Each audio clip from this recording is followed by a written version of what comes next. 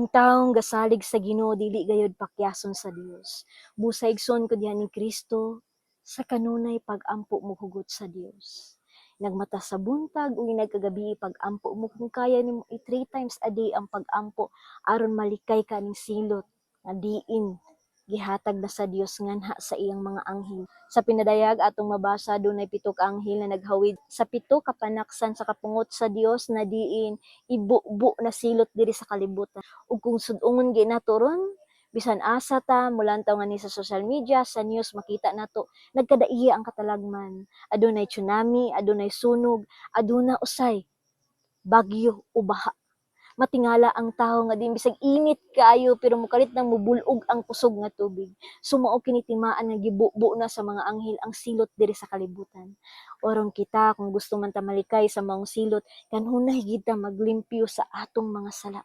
Kanunay gid ta mangayog pasaylo sa atong mga sala. Sa akong mga igsoon diha nga wa pa nangayog pasaylo sa ilang mga sala, pangayo na magpasaylo sa Ginoo sa inyong kalapasan asa mo nalapas sa napulo ka sugo. Kung hinamdumi kini, kung mortal sin gali ang atong nabuhat, sama pananglitan, dili ta magampo inagmata sa buntag o inagkagabi, mortal sin na, di ta mosimba, mortal sin gyapon na, nakighilawas ta nga utay kasal, mortal sin, magsigi taglantaw og porn, mortal sin, nagsigi tag panlibak, another nga mortal sin, nagsigi tag panunglo sa atong isig katawo, mortal sin, nagsigi tag panlimbong pagpangawat sa atong isig katawo, another nga mortal sin.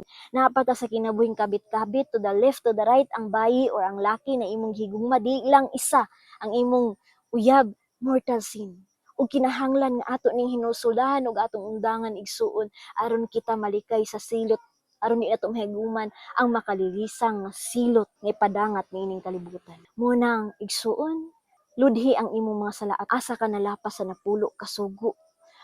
Ludhi pagpangayog pasaylo dinha sa imong altar dinupa ang imong kamot hangyua ang Ginoo. Ingon man pwede kitang moduol sa atong mga igsoong pari. Lakaw lakat mga pisal igsoon aron malimpyo ang imong sala nga nabuhat.